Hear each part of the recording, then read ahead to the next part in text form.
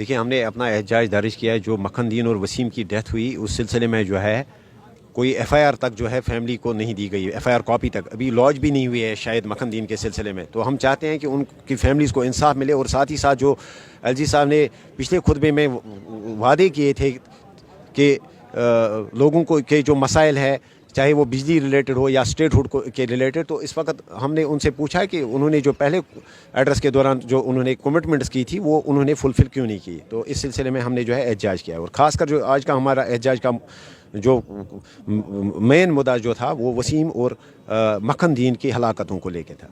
तो अगर 370 की रेस्टोरेशन और 35A की बात आपने की तो बिल्कुल हमने एलजी साहब को याद दिलाया, क्योंकि जो रेजोल्यूशन एक कमज़ोर रेजोल्यूशन ही सही जो उमर साहब ने जो सरकार ने पास कराया, हमने पूछा कि उस रेजोल्यूशन का क्या हुआ, और जो उन्होंने स्टेटहुड को लेके जो वादा किया था उन्होंने अपने एड्रेस के दौरान, पिछले एड्रेस के दौरान, और हमने उनको ये वो भी याद दिलाया और हमने वॉकआउट किया वहाँ से। तो कोई उम्मीद है?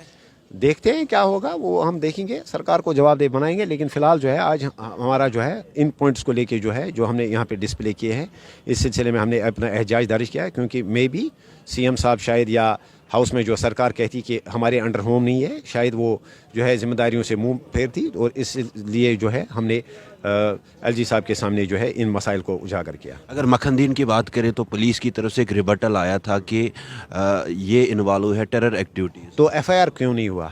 तो हम चाहते हैं कि एक जुडिशल प्रोब हो, उसमें दूध का दूध और पानी का पानी, एक जुडिशल प्रोब होनी चाहिए। सरकार को क्या रुकावट आती है इसमें? तो हम चाहते हैं कि उसमें जुडिशल प्रोब हो। अगर ऐसा कुछ है तो सामने आएगा। पहले एफआईआर तक जो है वहाँ उस दर्ज नहीं की गई। अगर वो मिलिटेंसी में इन्वॉल्व था तो एफआईआर कॉपी क्यों नहीं दी गई फैमिली को अभी तक? तो उनको चाहिए, हम चाहते हैं कि एक जुडिशल प्रोब हो, एक इम्पार्शल जो है उसमें इन्वेस्टिगेशन होनी चाहिए, प्रोब होनी चाहिए। आपने देखा होगा कि इससे पहले भी जब कुछ साल पहले आसपा रेप एंड मर्डर केस हुआ, उस वक्त भी जो है ऐसे ही दलाइल दिए गए थे। लेकिन बाद में आपने देखा कि जिस वक्त इन्वेस्टिगेशन हुई उस वक्त जो है गुनहगारों को जो है पकड़ा गया। इसी तरह हम चाहते हैं कि जो क्या वो एक गरीब फैमिली से ताल्लुक़ रखता है, क्या वो एक गुजर लड़का था, इसी वजह से जो है उसकी बात सुनी नहीं जा रही है। हम तो कहते हैं ये तो शर्म है, शेम है।